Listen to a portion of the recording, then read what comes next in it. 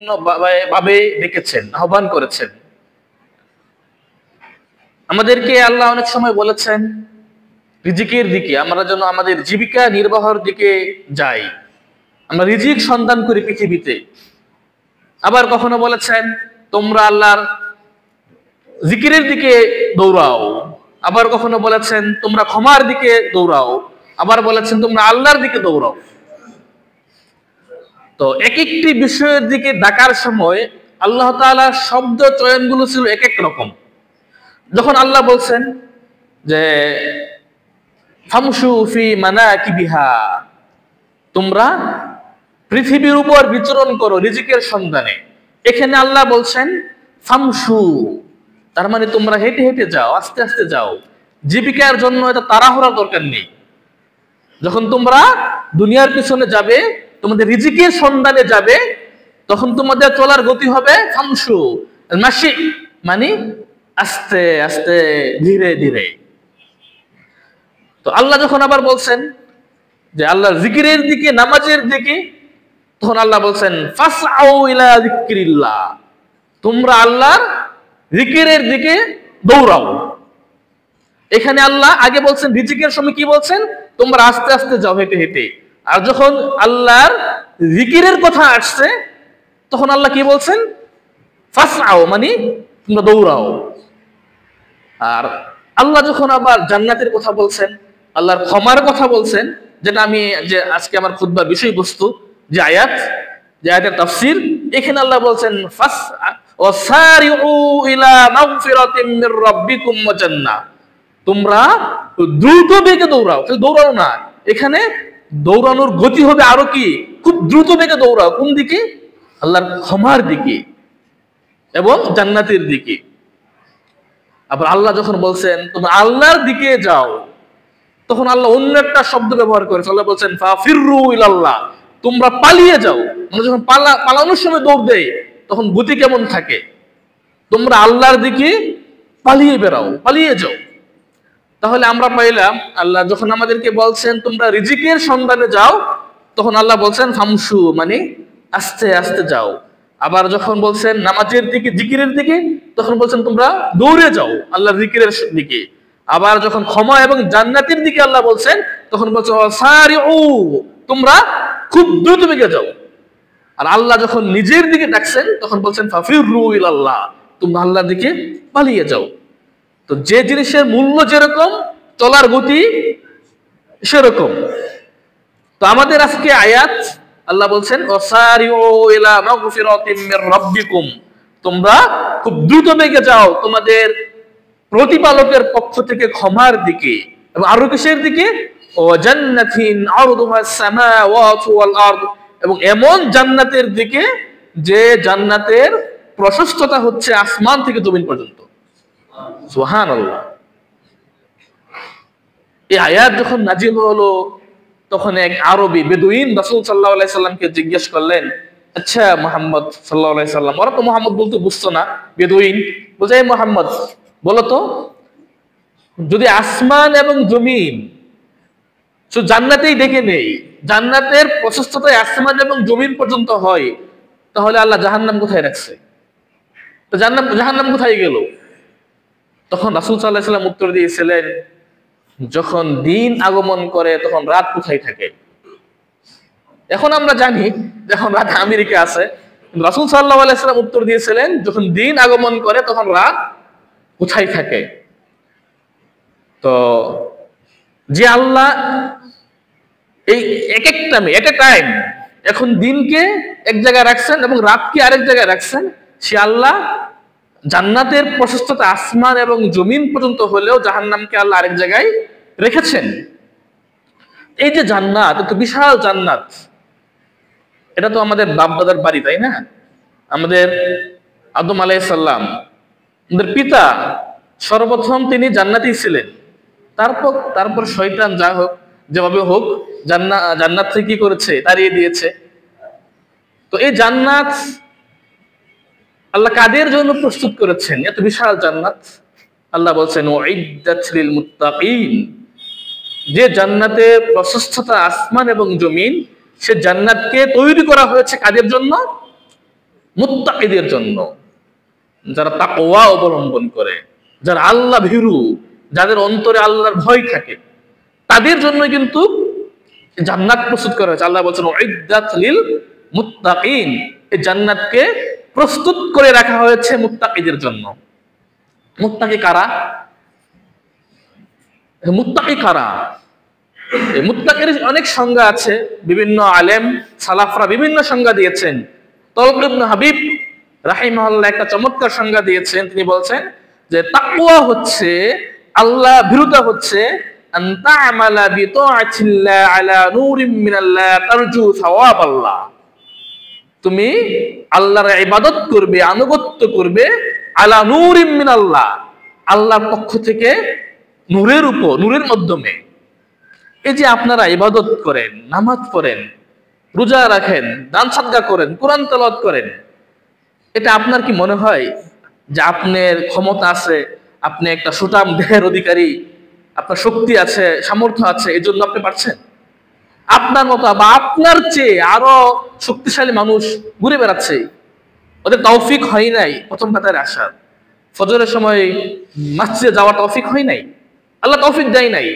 কিন্তু আল্লাহ আপনাকে ভালোবাসেন, আপনি এমন এক বান্দা, আল্লাহ আপনাকে ভালোবাসেন, এর জন্য এখানে নিয়ে আসছেন।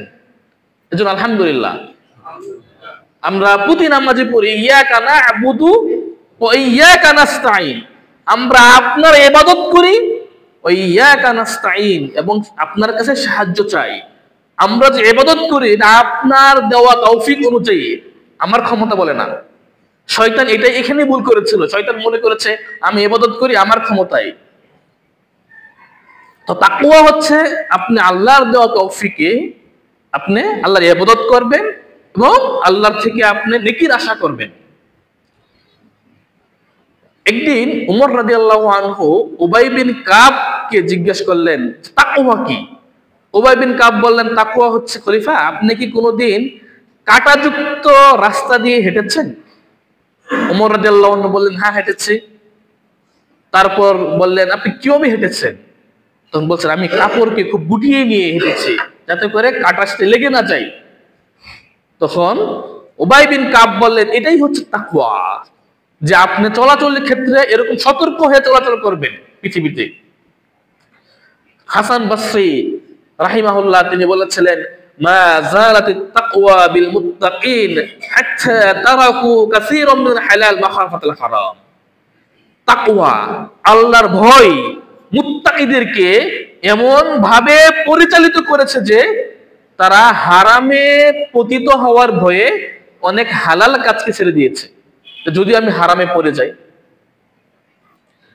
সুফিয়ান সাউরি রাহিমাহুল্লাহ বলছেন ইন্নামা সুম্মুল মুত্তাকিন, এদেরকে মুত্তাকি বলা হয়। কেন বলা হয়? লিআন্নাহুম ইত্তাকাউ মা লা ইত্তাকা, কারণ তারা এমন সূক্ষ্ম সূক্ষ্ম বিষয় থেকে বেঁচে থাকে সাধারণত মানুষ এগুলো থেকে বেঁচে থাকে না, কিন্তু মুত্তাকিরা বেঁচে থাকে। যেমন আপনাদেরকে দুই একটা উদাহরণ দিই, আপনারা বুঝবেন যে মুত্তাকিরা কিরকম। ইবনে জাওজি রাহিমাহুল্লাহ তিনি বলেছেন আমি দেখলাম এক বাচ্চা দাড়িপাল্লা থেকে দাড়িপাল্লার উপরে যে ধুলাবালি লেগে আছে এগুলো মুছে দিচ্ছে একটা নেকড়া দিয়ে। আমি বাচ্চাকে বললাম যে তুমি ধুলাবালি মুছছো কেন? তো ওই বাচ্চা ইবনে জাওজি রাহিমাহুল্লাহকে উত্তর দিয়েছিলেন যে আমি চাই না আমার থেকে যারা জিনিস ক্রয় করবে ক্রেতা, এদেরকে রাস্তার ধুলাবালি ওজন করে দিয়ে দিই। মানে আল্লাহর ভয়টা কতটুকু যে আমি চাই না পণ্যের সাথে রাস্তার ধুলাবালি কি হয়ে যাক, ওজনে চলে আসুক, এজন্য আমি ধুলাবালি মুছে ফেলছি। একদিন ইমাম আহমদ, ইমামু আহলে সুন্নাহ ওয়াল জামাআহ, ইমাম আহমদ বিন হাম্বল রাহিমাহুল্লাহকে এক মহিলায় আসলেন, এসে জিজ্ঞেস করলো আচ্ছা অনেক সময় রাজার সৈন্য সামন্তরা, সৈন্যবাহিনীরা তারা বিশাল মশাল নিয়ে যায়, আর সৈন্যবাহিনীর দল অনেক লম্বা, মানে যাচ্ছে একের পর এক যাচ্ছে মশাল নিয়ে। তো আমি যদি এই মশালের আলোতে সুতো দিয়ে কাপড় বোনাই তাহলে কি আমার জন্য বৈধ হবে?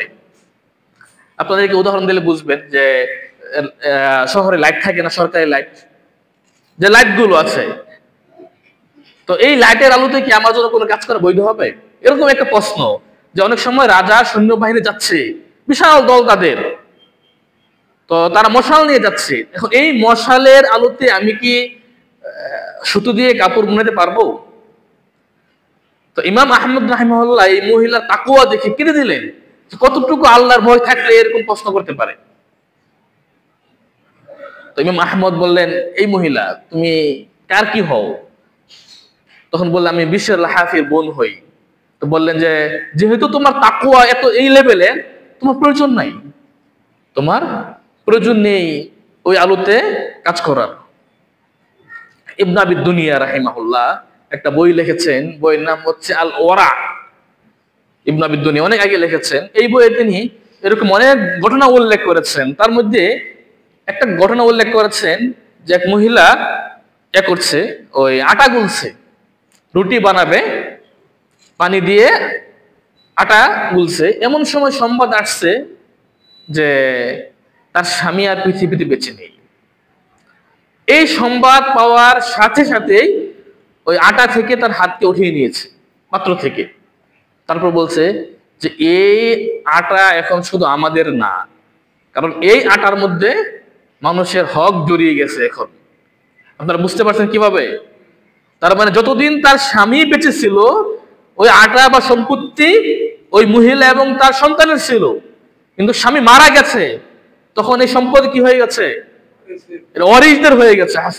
সুন্দর বলেছেন, এটা অরিজিনাল হয়ে গেছে। এখন এটা বন্টন হবে, এটা শুধু এখন ওই মহিলার বা সন্তানের না। তো যখনই শুনছে স্বামী মারা গেছে, তখনই হাত উঠিয়ে নিয়েছে যে এই আটা এখন শুধু আমাদের না, এই আটা এখন সবার মাঝে বন্টন করা হবে, মিরাস হিসাবে, ওয়ারিশ হিসাবে। তো তাকওয়ার লেভেলটা কোন দিকে? এগুলো তো আপনারা বলবেন যেগুলো তো অনেক আগের কাহিনী, কিন্তু এই যে আপনারা যারা সৌদি আরব হজ বা উমরা করতে গিয়েছেন বা থেকেছেন, অথবা চেনেন আব্দুল মুহসিন বিন কাসিম, মসজিদ নববীর ইমাম এবং খতিব আব্দুল মুহসিন বিন কাসিম। আব্দুল মুহসিন বিন কাসিম এরা পারিবারিক ভাবে কিন্তু মসজিদ নববীর খতিব, একজন অনেক বড় ভাবে আলেম। তো পারিবারিক ভাবে ওরা শিক্ষিত। ওনার দাদা ছিল আব্দুর রহমান। ইবনে তাইমিয়ার যে ফতুয়া সমগ্র 37 খণ্ড, এটা সংকলন করছে ওনার দাদাই আব্দুর রহমান। তো ওনার যে ওয়াইফ, মানে আব্দুল মুহসিন বিন কাসিমের দাদি, এই মহিলার নাম ছিল নাওরা। তো এই মহিলার জীবনী পড়তে গিয়ে আমি অবাক হয়েছিলাম যে এই মহিলা কোনোদিন টেইলার্সের দর্জির দোকানে কাপড় বানাই নাই, এটা অনেকে করে থাকে, কিন্তু সবচেয়ে আশ্চর্য হচ্ছে যে হাতের আংটি পর্যন্ত কোনোদিন স্বর্ণাকারের দোকানে বিক্রি করেনি। কারণ যদি স্বর্ণাকার আঙ্গুলের মাপ জেনে চাই, যে মহিলা চিকন না মোটা, ওর আঙ্গুলের গঠন কেমন, যদি জেনে যায়, এই ভয়ে হাতের আঙ্গুলের আংটি বা হাতের বালা স্বর্ণাকারের দোকানে বিক্রি করে নাই।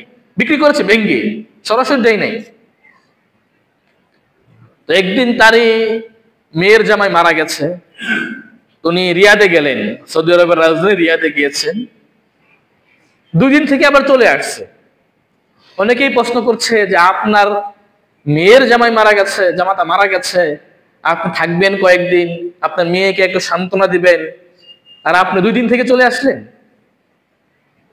এই মহিলা উত্তর দিয়েছে যে আমি চাই না এতিমদের সম্পদ চা এবং বিস্কুট খেয়ে শেষ হয়ে যাবে, কারণ আমি যতদিন ওইখানে থাকি ততদিন মানুষ আমার সাথে দেখা করার জন্য আসে, মেহমান, আর আসলে একটু চা দিতে হয়, 2টা বিস্কুট দিতে হয়, খাবার দিতে হয়। আর এগুলো তো খাবারগুলো এতিমে এখন, ওদের বাবা মারা গেছে, যতদিন আমি থাকবো সেখানে মেহমান আসতেই থাকবে। সুতরাং আমি চাই না যে আমার কারণে এতিমদের সম্পদ চা এবং বিস্কুট খেয়ে শেষ হয়ে যাবে, এটা আমি চাই না কখনো। এজন্য চলে আসছে। উনারই এক নাতনি একদিন বলছে, আমি একদিন দাদির কাছে গেলাম, দাদি আমাকে বললেন যে আমার এক খুব পরিচিত ঘনিষ্ঠ এক লোক আসছিল, এসে বললো তার ছেলেকে বিয়ে করিয়েছে। একটু এতটুকুই বলেছে। আমি আর পাল্টা প্রশ্ন করিনি, কোথায় বিয়ে করালে, দেনমোহর কত, খরচ কত হয়েছে, কয়জন মেহমান দাওয়াত দিয়েছিলে, কেমন কি, আমি কিচ্ছু জিজ্ঞেস করিনি। কারণ এইগুলো জিজ্ঞেস করলে আখিরাতে আমার কোনো উপকারে আসবে না। যতক্ষণ জিজ্ঞেস করবে ততক্ষণে আমি তাসবিহ তাহলিল পড়তে পারবো। মানে তাদের তাকওয়ার লেভেলটা কোথায় ছিল? আল্লাহু আকবার। এরা হচ্ছে মুত্তাকি। এদের জন্য ইউইদ্দাত লিল মুত্তাকিন, আল্লাহ জান্নাতকে প্রস্তুত করে রেখেছেন। এখন এই যে সূক্ষ্ম সূক্ষ্ম বিষয়, এগুলো এই জামানাও আছে। আমার এক পরিচিত একদিন বলছে যে অনেক সময় থাকে, ওই পরিচিত আপনার পাবনারই লোক আমাকে একদিন বলছে যে অনেক সময় অফিসের টেলিফোন কিন্তু ভুল করে আমি বাসায় ফোন দিয়ে দিই, এটা কি আমার জন্য জায়েজ হবে? না, এটা জায়েজ হবে না। পরে কয়েকদিন পরে বলছে যে আজহার ভাই, আমি ফোনটা টেলিফোন বাদ দিচ্ছি, অফিসের টেলিফোনে ব্যবহার করি না। এগুলো হচ্ছে সূক্ষ্ম সূক্ষ্ম বিষয়, যে আল্লাহর ভয়। আল্লাহর ভয় আপনাকে এগুলো থেকে বিরত রাখবে। এগুলো সূক্ষ্ম সূক্ষ্ম বিষয় থেকে কারা বেঁচে থাকবে? যারা বড় বড় বিষয়গুলো থেকে বেঁচে থাকে। একজন হারাম কাজে জড়িত, সে আসে এগুলো সূক্ষ্ম সূক্ষ্ম বিষয় নিয়ে। আপনাদেরকে উদাহরণ দিলে বুঝবেন যে এক ব্যক্তি হাসান বাসরীকে যায় বলছে যে আমার আম্মু বলছে আমি যেন আমার ওয়াইফকে তালাক দিয়ে দিই। এখন তো বাবা মার কথা শুনতে হবে, মায়ের কথা শুনতে হবে, তা আমি কি আমার মায়ের আনুগত্য করব? হাসান বাসরী বলছেন যে তুমি কি এই কথা ছাড়া তোমার মায়ের সব কথাই শোনো?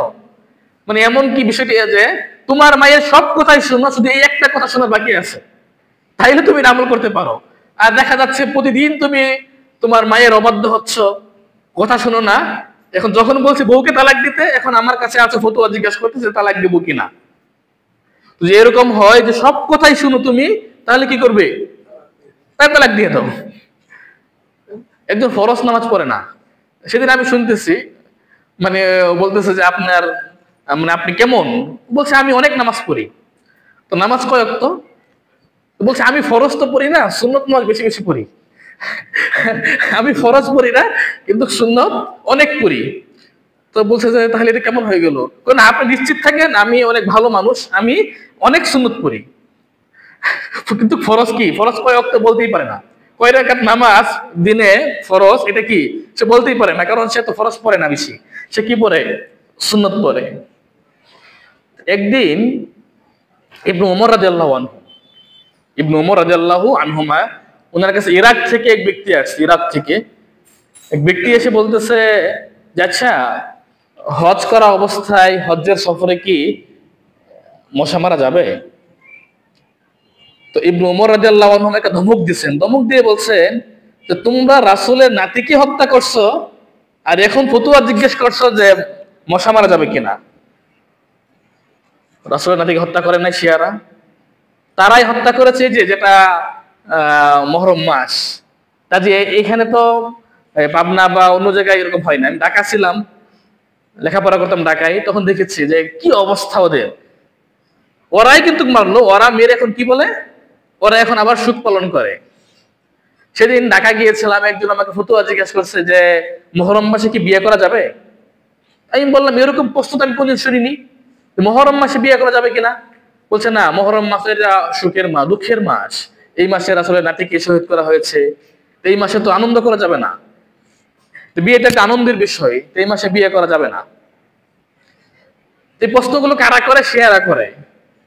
ওরাই কিন্তু কি করেছে? রাসূল সাল্লাল্লাহু আলাইহি ওয়াসাল্লাম নাতিকে মেরেছে। আজকে তারাই আবার প্রশ্ন করে যে বিয়ে করা যাবে কিনা। যাই হোক, আমি ওদিকে যাচ্ছি না এখন।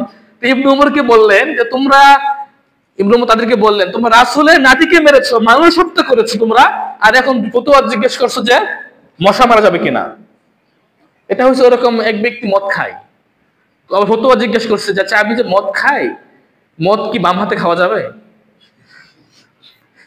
মদ বাম হাতে খাওয়া যাবে কিনা ফতোয়া জিজ্ঞেস করছে। এগুলো আপনারা এখন চিন্তা করেন যে তাকওয়া দেখাচ্ছে সে, যে মশা মারা যাবে কিনা, বাম হাতে মদ খাওয়া যাবে কিনা, এগুলো হচ্ছে তাকওয়া ওদের। অথচ সে হারাম করছে, স্পষ্ট হারাম। তো আমরা এই সূক্ষ্ম সূক্ষ্ম বিষয় থেকে, অনেকে আছে এরকম যে আমাদেরকে, বিশেষ করে কিছু মানুষের আছে অ্যালার্জি, হুজুরদেরকে ফতোয়া জিজ্ঞেস করবে। সেদিন আমাকে একজন বলছে যে আচ্ছা হুজুর, আপনারা যে মাদ্রাসা চাকরি করেন, মাদ্রাসা থেকে যাকাত নেওয়া যাবে? অথচ ও নামাজ পড়ে না। যে আমাকে ফতোয়া জিজ্ঞেস করছে ও কি করে না? ও নামাজও পড়ে না, যাকাত নিজে দিবে না, অথচ হুজুরকে ফতোয়া জিজ্ঞেস করে যাকাত দেওয়া যাবে কিনা মাদ্রাসায়। তো আমরা এই যে তাকওয়ার বিষয়গুলো যেগুলো আছে, এগুলো থেকে বেঁচে থাকবো, সূক্ষ্ম সূক্ষ্ম বিষয় থেকে। কিন্তু আগে উচিত হচ্ছে আমাদেরকে বড় বড় পাপ থেকে, অন্যায় থেকে, অপরাধ থেকে বেঁচে থাকা, তারপরে এগুলো সূক্ষ্ম সূক্ষ্ম বিষয়। তো তাকওয়া বলছিলাম, তাকওয়া আল্লাহ জান্নাতকে প্রস্তুত করেছেন মুত্তাকিদের জন্য। মুত্তাকি কারা? আল্লাহ সংজ্ঞা দিচ্ছেন এখানে পরে আয়াতে। আল্লাহ বলছেন আল্লাযীনা ইউনফিকুনা ফিস সাররাই ওয়াদ দাররাই ওয়াল কাযিমিনাল গায়জ ওয়াল আফিনা আনিন নাস আল্লাহু ইউহিব্বুল মুহসিনিন। তো মুত্তাকি হচ্ছে কারা? যারা সুখে দুঃখে, সচ্ছল অসচ্ছল, সর্বাবস্থায় আল্লাহর রাস্তায় দান করে। এখন আপনার কাছে টাকা আছে 1000, আপনি 10 টাকা দেন। কখনো টাকা থাকবে 100, তো 1 টাকা দেন। কিন্তু মুত্তাকিদের বৈশিষ্ট্য হচ্ছে সব সময় কি করা? দান করা। যখন বেশি থাকবে বেশি দিতে হবে, যখন কম থাকবে তখন কম দিতে হবে। কিন্তু দান এটা সবসময় যেন কি থাকে, একটা জারি থাকে। দৈনন্দিন একটা সদকা, প্রতিদিন একটা সদকা। বেশি না পান 2 টাকা দেন, 5 টাকা দেন, 10 টাকা দেন। আল্লাহ বলছেন, রাসূল সাল্লাল্লাহু আলাইহি ওয়াসাল্লাম বলছেন যে আহাব্বুল আ'মাল ইলাল্লাহি আদওয়ামুহা ওয়া ইন কাল্লা। আল্লাহর কাছে সবচেয়ে প্রিয় আমল হচ্ছে যা সব সময় করা হয়, যদিও তা কম হয়। আপনি মন চাইলো একদিন 10 পৃষ্ঠা কোরআন পড়লেন, আবার 10 দিন পড়লেন না। এর চেয়ে প্রতিদিন 1 পৃষ্ঠা করে পড়েন, এটাই ভালো। আপনি একদিন তাহাজ্জুদ পড়লেন 8 রাকাত, 11 রাকাত, কিন্তু আবার কি 1 সপ্তাহ পড়লেন না। এর চেয়ে ভালো আপনি প্রতিদিন কি করেন, 2 রাকাত করে পড়েন, সমস্যা নেই, 2 রাকাত করে পড়েন। তবে যেন সেটা সবসময় কি থাকে, কন্টিনিউ থাকে। আয়েশা রাদিয়াল্লাহু আনহা বলছেন কানা রাসূলুল্লাহ সাল্লাল্লাহু আলাইহি কানা আমালু রাসূলুল্লাহ সাল্লাল্লাহু আলাইহি ওয়াসাল্লাম দিমা। রাসূল আমলগুলো ছিল কি, সর্বদাই। ওয়া কানা ইযা আমিলা আমাল আসবাতা।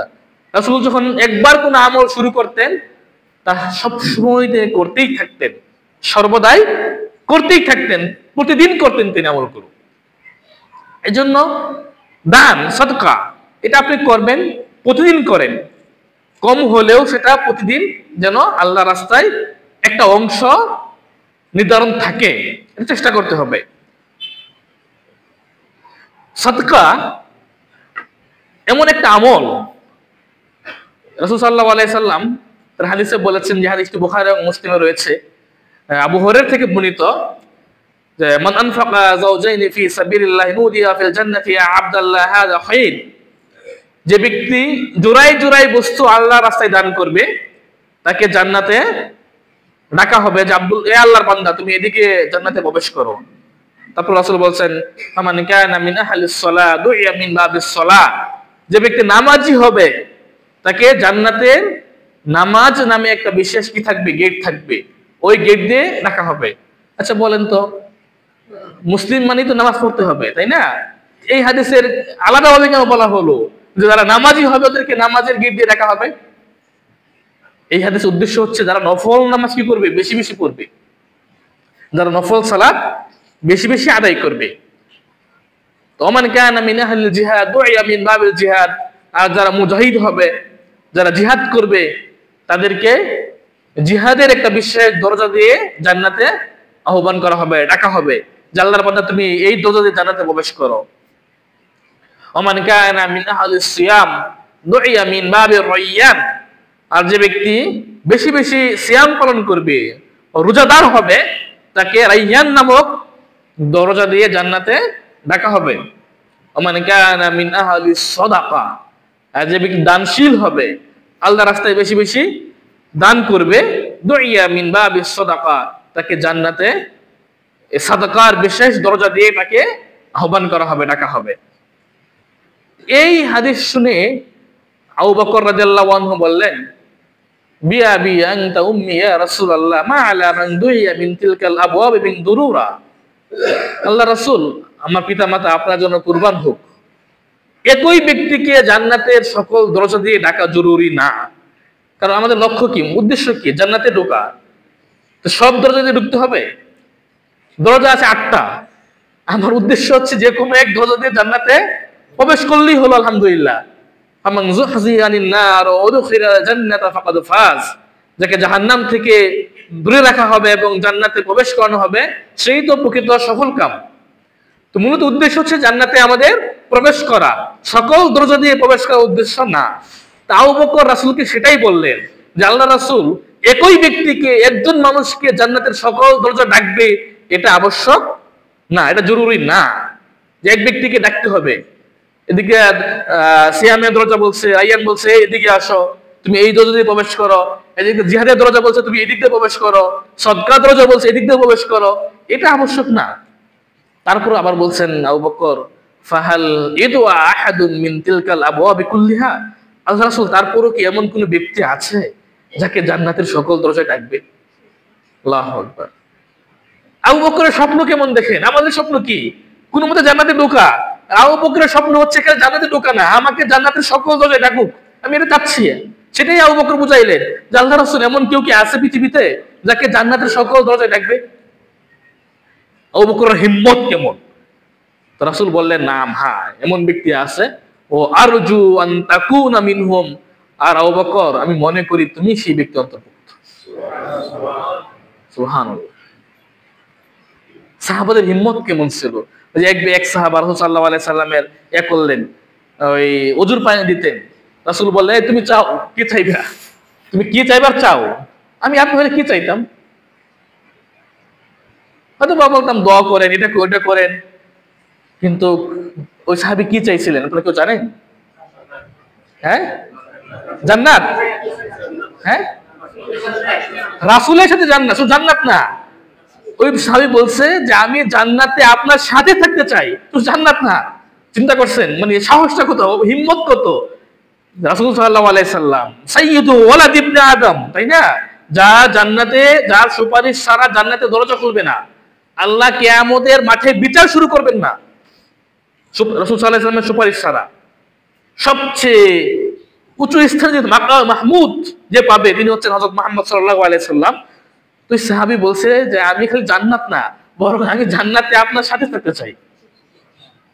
মানে ওদের স্বপ্নগুলো, ওদের হিম্মতগুলো কেমন ছিল!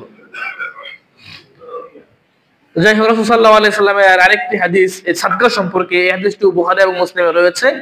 প্রখ্যাত সাহাবী আবু হুরায়রা বর্ণনা করেছেন, রাসূল বলেছেন, একদিন বললেন, মান আসবাহা মিনকুমুল ইয়াওম সাইমান, রাসূল বললেন যে তোমাদের মধ্যে আজকে কেউ কি সিয়াম পালন করেছে, রোজা রেখেছে? ক্বালা আবু বকর আনা, আবু বকর বললেন, হ্যাঁ আমি সিয়াম পালন করেছি আজকে।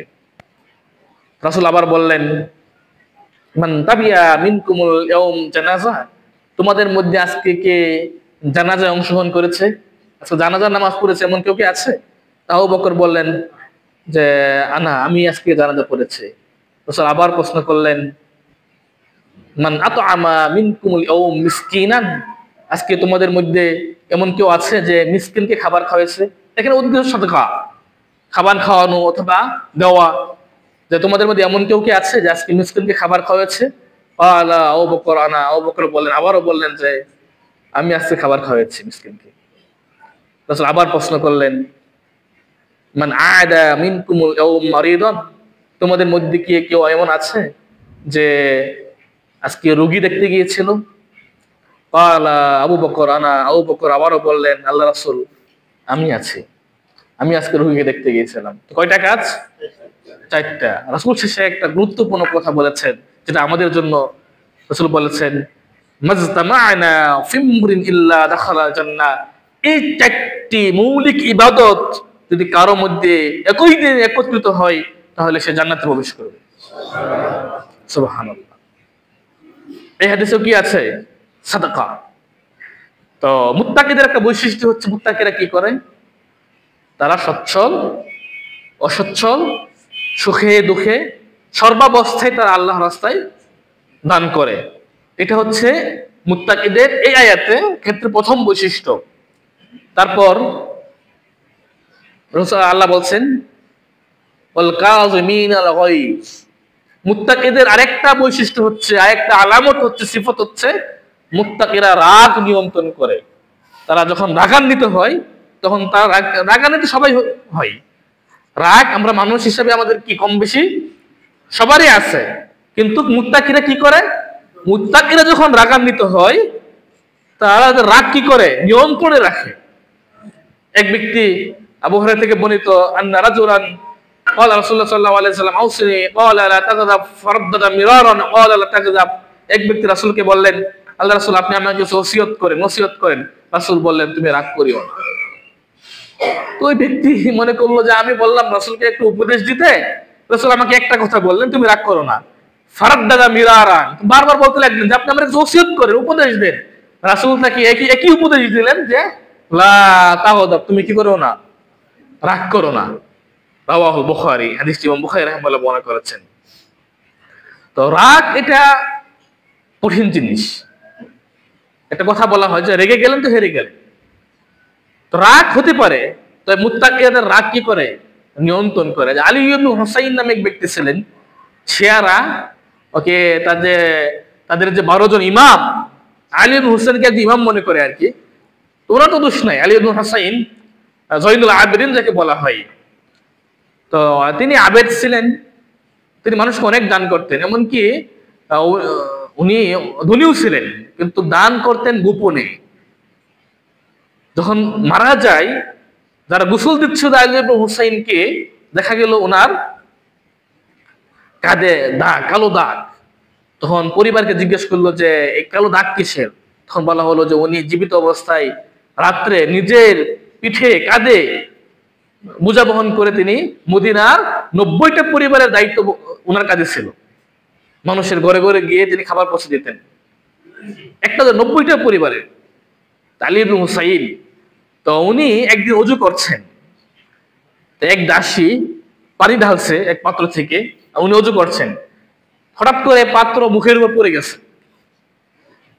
পাত্র পড়ে যাওয়ার পর একটা আঘাত পেয়েছেন তিনি, আলী ইবনে হুসাইন। আঘাত পেয়ে তাকিয়েছে দাসীর দিকে, অন্য দৃষ্টিতে তাকিয়েছে। দাসী তো জানেন যে এই আলী ইবনে হুসাইন খুব ভালো মানুষ, মুত্তাকি মানুষ, আবেদ গুজার। তো দাসী আল্লাহর আয়াত তেলাওয়াত করছে, ওয়াল কাযিমিনাল গায়জ, আয়াত আমরা এখন বলতেছি আর কি, মুত্তাকিদের বৈশিষ্ট্য হচ্ছে মুত্তাকিরা কি করে, রাগ নিয়ন্ত্রণ করে। তো আলী ইবনে হুসাইন বলছেন যে ঠিক আছে, আমি আমার রাগকে থামাইলাম। তো আবার বলছে পরে ওয়াল আফিনা আনিন নাস, পরের অংশ আয়াতের, যে মুত্তাকিদের আরেকটা বৈশিষ্ট্য হচ্ছে মুত্তাকিরা মানুষকে ক্ষমা করে দেয়। তো আলী ইবনে হুসাইন বলছেন যে যা, আমি তো ক্ষমা করে দিলাম।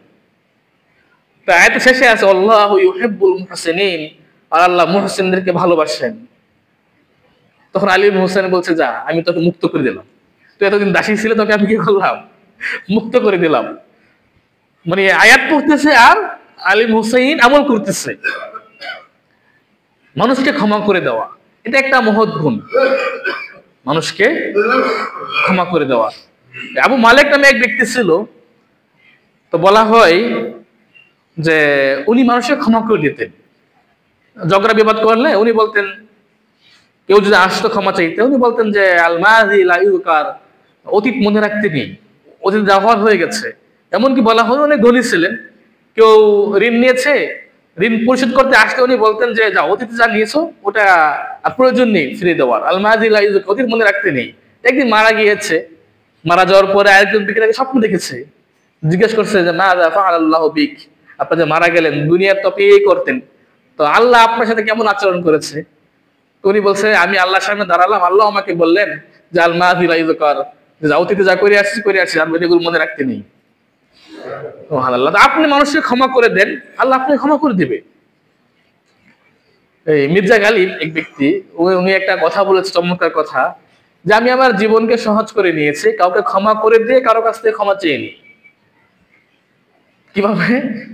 যে আপনি একটা অপরাধ করলেন, আপনার মাথায় সবসময় টেনশন কাজ করবে যে আমি অপরাধ করেছি, আমার কি হবে না হবে, আমার কি বিচার হবে, ও আমাকে কি শাস্তি করবে, কি করবে না করবে, একটা টেনশন কাজ করবে।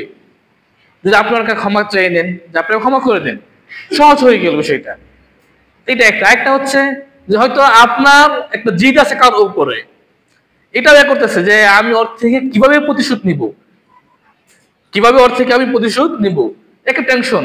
আর যে আপনি ক্ষমা করে দেন, তাহলে আপনার জীবনটা কি হয়ে গেল, সহজ হয়ে গেল। তো ক্ষমা চেয়ে নেওয়া, ক্ষমা করে দেওয়া, আল্লাহ ক্ষমাশীল এবং তিনি কি করেন, ক্ষমাকে পছন্দ করেন। আল্লাহ, আপনি মানুষকে ক্ষমা করে দেন, আল্লাহ আপনি ক্ষমা করে দেবে। আর যে ক্ষমা করা, রাগ নিয়ন্ত্রণ করা, সুখে দুঃখে দান করা, এই সব কিছু হচ্ছে ইহসান, এগুলো হচ্ছে মুহসিনদের বৈশিষ্ট্য। এর জন্য আল্লাহ বলছেন আল্লাহু ইউহিব্বুল মুহসিনিন, আর আল্লাহ মুহসিনদেরকে ভালোবাসেন। এগুলো যারা করবে তাদেরকে আল্লাহ কি ভালোবাসেন। এই আয়াতে আমরা মুত্তাকিদের কয়টা বৈশিষ্ট্য পাইলাম? সুখে দুঃখে দান করা, রাগ নিয়ন্ত্রণ করা এবং মানুষকে ক্ষমা করে দেওয়া।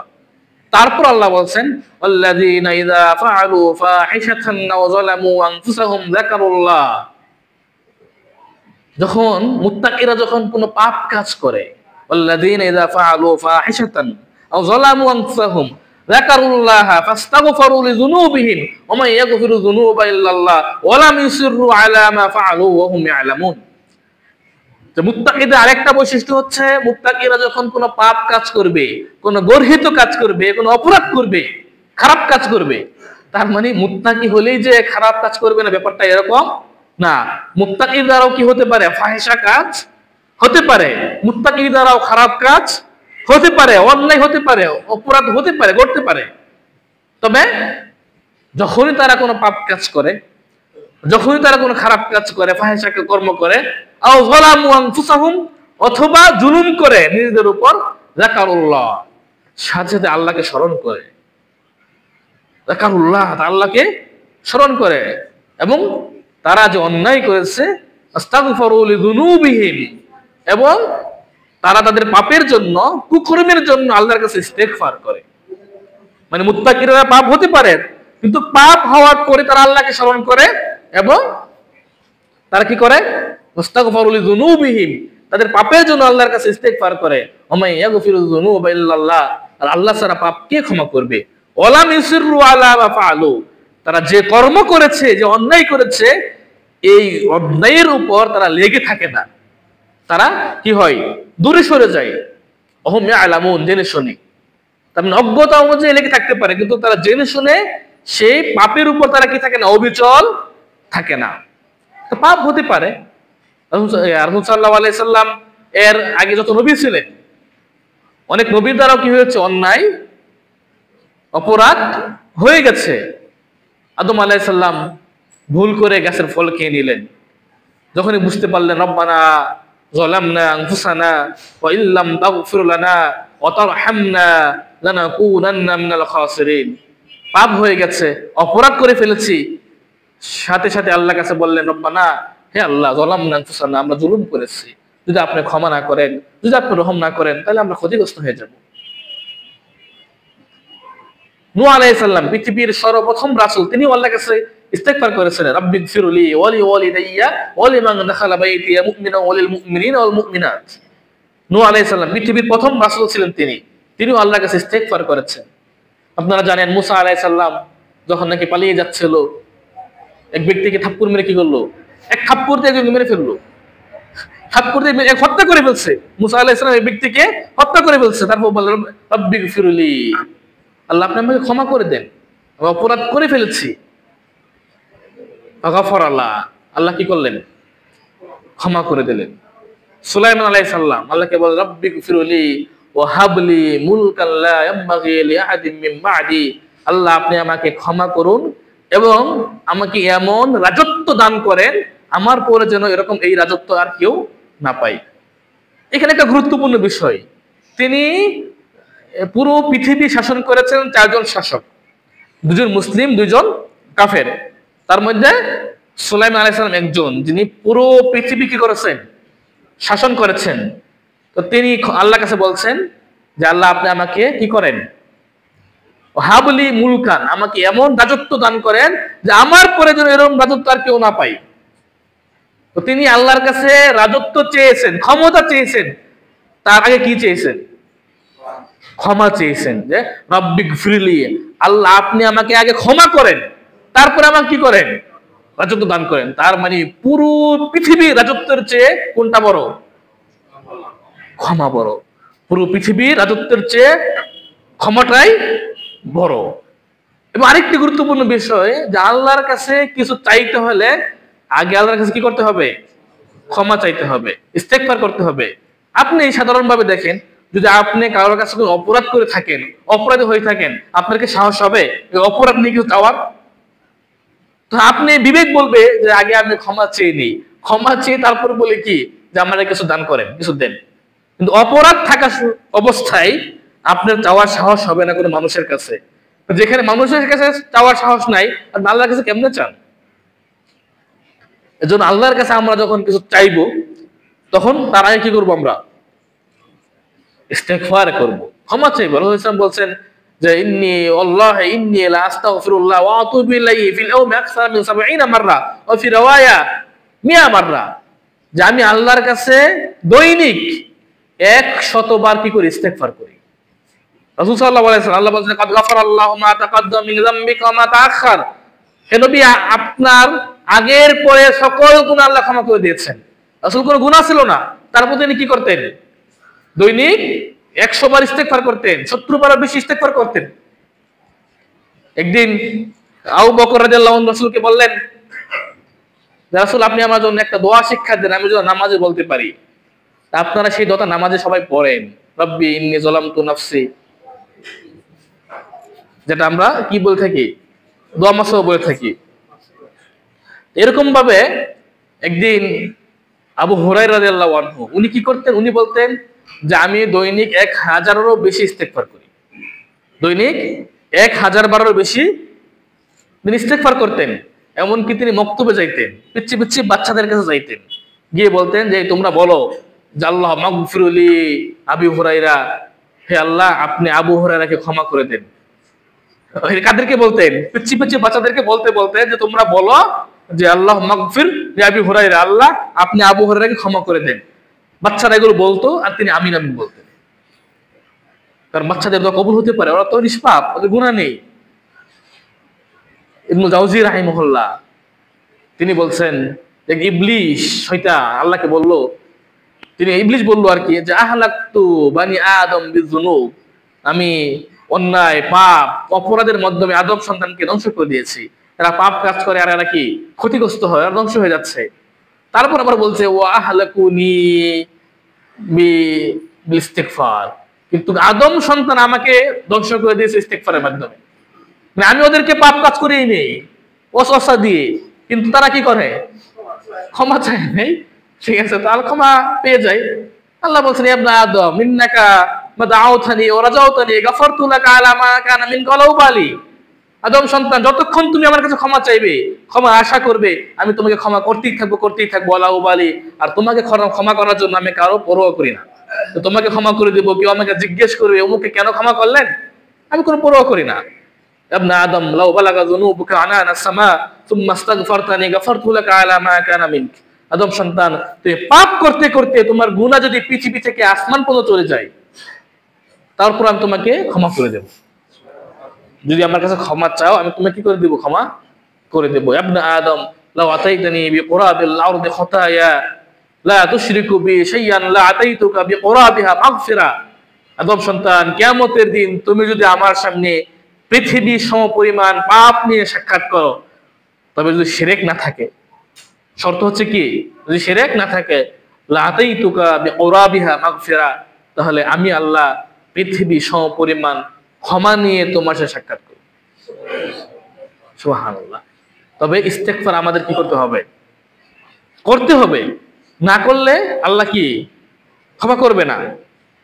এজন্যই কাতাদা রাহিমাহুল্লাহ বলছেন ইন্নাল কুরআন ইয়াদুল্লুকুম আলা দাইকুম ওয়া দাওয়াইকুম, কোরআন তোমাদেরকে বলে দিচ্ছে, কোরআন তোমাদেরকে দেখিয়ে দেয় কোনটা তোমাদের রোগ আর কোনটা রোগের ওষুধ।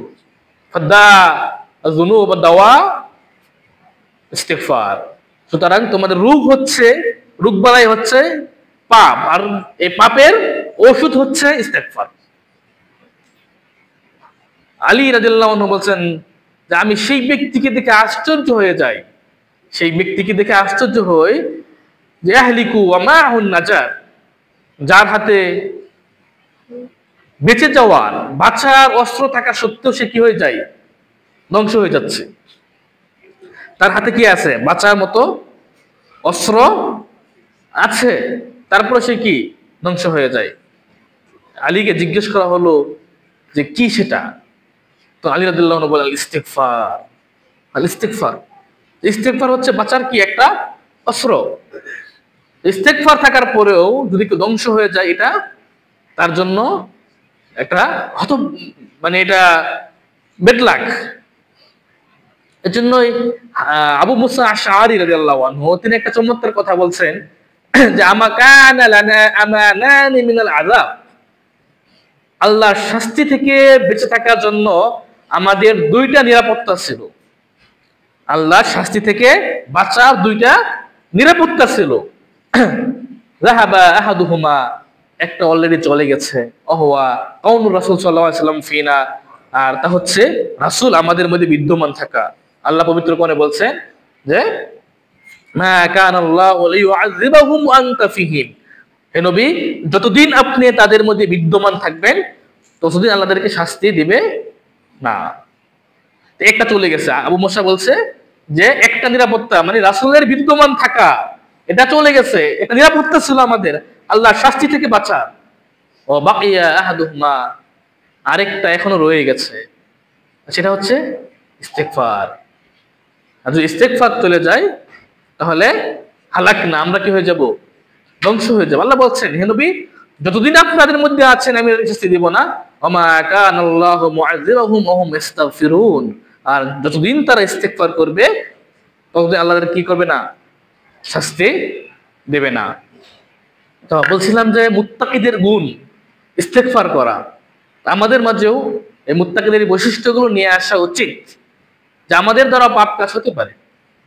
পাপ থেকে রাসূল সাল্লাল্লাহু আলাইহি ওয়াসাল্লাম ব্যতীত কেউ কি মুক্ত না। ছোটখাটো পাপ এটা যে কোনো সময় যে কোনো মুহূর্তে আমাদের দ্বারা হয়ে যেতে পারে, তবে যখনই পাপ হবে তখনই আমাদের কি করতে হবে? আল্লাহকে স্মরণ করতে হবে। ওয়ালাম ইসরু, আল্লাহ বলছেন ওয়ালাম ইসরু আলা মা ফাআলু, তারা যে পাপ কাজ করেছে এই পাপ কর্মের উপর তারা কি লেগে থাকে না। ইবনে আব্বাস রাদিয়াল্লাহু আনহু বলছিলেন যে লা সগীরাতা মা ইসরারিন ওয়ালা কাবীরাতা মা ইস্তিগফারিন, যে লা সগীরা, সগীরা গুনাহ আর সগীরা থাকে না, মা ইসরারিন, যদি সেটা সব সময় করা হয়। সগীরা গুনাহ ছোট ছোট পাপ যদি কি করা হয়? সব সময় করা হয়, তাহলে সেটা আর কি থাকে না? সগীরা থাকে না, সেটা কবিরা হয়ে যায়। পরে বলছে ওয়ালা কাবীরা মা ইস্তিগফারিন, আর কবিরা গুনাহ কবিরা থাকে না যদি ইস্তেগফার করা হয়, তাহলে কবিরা গুনাহ ক্ষমা হয়ে যায়। একটা চমৎকার কথা যে লা সগীরাতা মা ইসরারিন ওয়ালা কাবীরাতা মা ইস্তিগফারিন, যে বারবার করলে সগীরা গুনাহ থাকে না, বরং সেটা কবিরা হয়ে যায়, আর ইস্তেগফার করলে কবিরা গুনাহ থাকে না। এজন্য আমাদের বেশি বেশি ইস্তেগফার করতে হবে। আল্লাহ পবিত্র কোরআনের পরতে পরতে মুত্তাকিদের বিভিন্ন বৈশিষ্ট্য বর্ণনা করেছেন। তো এই আয়াতে ধারাবাহিকতায় আল্লাহ কয়েকটা, প্রথম আয়াতে গেল তিনটা, যে দান করা সুখে দুঃখে, সচ্ছল অসচ্ছল অবস্থায় মানুষকে ক্ষমা করে দেওয়া, রাগ নিয়ন্ত্রণ করা, এবং পরে বলছে আল্লাযীনা ফাআলু ফাহিশাতান, পাপ কাজ করলে, অন্যায় কাজ করলে, গর্হিত কাজ করলে মুত্তাকিরা কি করে? সাথে সাথে তওবা করে ইস্তেগফার করে আল্লাহর কাছে ক্ষমা চাই, এবং তারা তাদের পাপ কাজের উপর লেগে থাকে না। তো এই চারটা বৈশিষ্ট্য আয়াত আলোচনা করা হলো, আয়াতের গুলো সংক্ষিপ্ত তাফসীর উপস্থাপন করা হলো। তো আল্লাহর কাছে দোয়া করি আল্লাহ যেন আমাদেরকে এর উপর আমল করার তৌফিক দান করেন, আমিন। এখন বাকি রইলো আমাদের আজকে মুহররম মাসের 8 তারিখ, আগামীকাল 9 তারিখ এবং রবিবার 10 তারিখ। রাসূল